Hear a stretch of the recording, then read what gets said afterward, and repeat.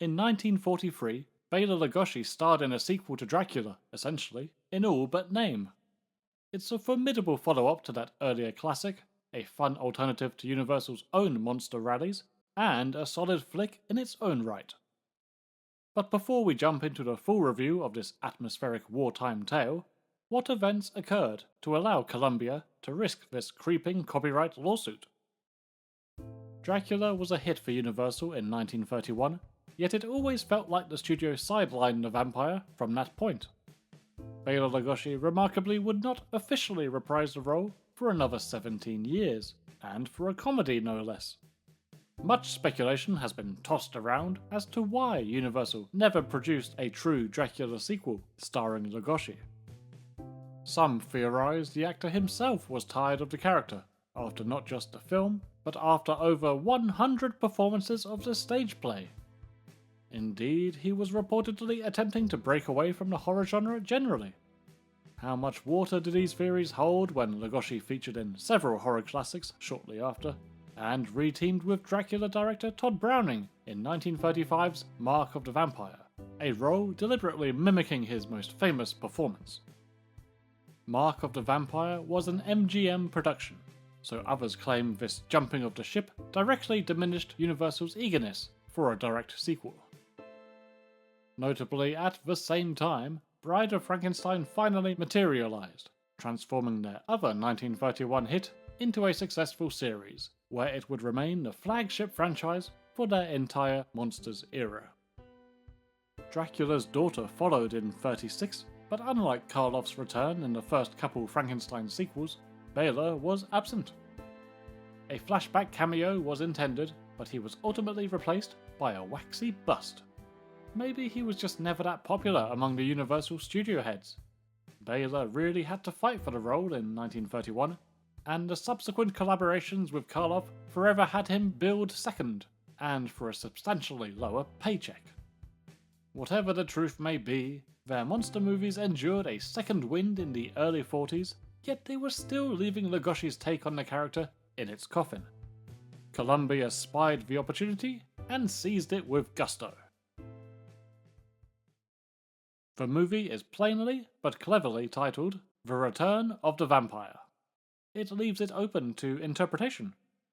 For those who desire to treat this as Dracula 2, it is the Count's long-awaited return. As a standalone, the vampire in the movie is defeated early on and makes his own vengeful return in the story later. Right away, during the opening credits, a shot of the vampire and his victim evokes strong memories of the 1931 film's Attack on London's Streets. Return itself is set in London, with Lugosi as a classy ringed vampire in a very similar costume who uses hypnosis, with sudden cuts to his haunting eyes. The story begins sometime during the First World War. It's difficult to say when the original Dracula is set exactly. For me, its undetermined time frame makes it believable enough that World War I could come after the events of that movie. Let's also remember, recalling an old adage, we never saw a dead body, just Van Helsing's intent and Mina's apparent stomach cramps. So far so good for those wanting a Dracula sequel, except Lugosi's villain is named Armand Tesla. A professor called Saunders investigates the latest victims and uses a book on vampirism to conclude that a vampire is the culprit. That book's author? Armand Tesla. Spicy. Tesla was said to be a leading expert on the subject before he flew too close to the Black Sun and became a creature of the night himself. An interesting backstory for Tesla as a new character, like a Van Helsing type who fell to the dark side.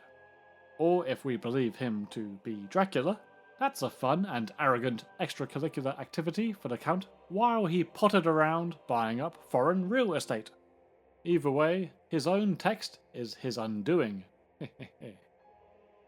Saunders is forced into action when his grandchild Nicky is attacked. He learned about the need for a native soiled coffin and brings along the nifty Lady Jane to track down Tesla's resting place, believing him to be in a nearby graveyard. Resting in plain sight, you could say. The writings also conveniently mentioned the whole stake in the heart thing, so the professor gives Tesla a hard pounding. At the same time, Tesla's assistant is revealed. He's only a bloody werewolf. Quite the upgrade from snotty little fly-eaters, that's for sure. With Tesla firmly staked, the werewolf's curse is seemingly broken, and Lady Jane takes pity, poaching him as her own assistant. Could this be an in-your-face metaphor for Colombia poaching such a character so soon after the Wolfman's breakout success? Then, releasing this film at the same time, said Wolfman partnered up with another classic monster in the same year as Son of Dracula 2? Boy. Time jump. We are freed from the terrors of World War I and thrust straight into the terrors of World War II. Saunders perishes in a mysterious plane crash, and a policeman investigates the deceased professor's account of that supernatural night. He calls in Lady Jane, and rather bluntly says, "Yo, I respect you and everything you do, but I'ma have that grave dug up, and if there's a staked body in there, you're going down for homicide. Thanks, see you later." In a delicious plot development, a German air raid lays waste to the graveyard. Two comedic commoners, again feeling like another poached universal trope, find Tesla's body with the stakes still protruding. They believe it to be shrapnel from the overhead blitzing and remove it, unintentionally awakening the vampire. The rest of the narrative follows Tesla's grand plan for revenge against Lady Jane and her family, with a focus on the now grown-up Nikki. There's also a good amount of time spent on the internal turmoil that Andreas the werewolf faces once his master re-enlists him. There's undercover intrigue and scheming galore, with a steady flow of solid vampiric action. And hey, if Larry Talbot is too much of a lowly sad sack for you, "Oh, kill me, let me die," please revel in this wolf's cool style. Oh yeah, like Chewbacca modelling on bloody Savile Row. Would it be a crime to say I prefer Return of the Vampire to many of Universal's 1940s output? Hopefully not, because it's true. I love the contemporary World War II London setting for one thing. The desolated streets of rubble make for a fine update of your usual rundown abbeys. And as if the German army wasn't despicable enough, the way their constant bombings keep accidentally assisting Tesla in his goals is darkly comical.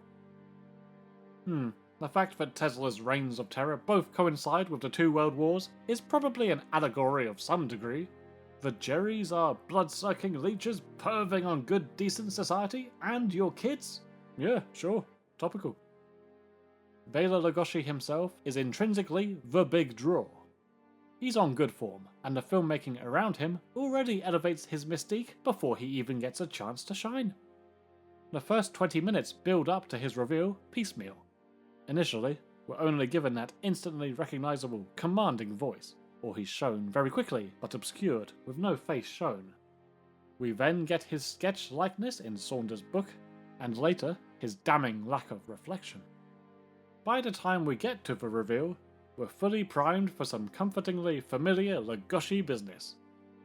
Whether he's hamming it up and ranting about his schemes, or charming the socialites in his gentleman disguise, Bela brings his A-game.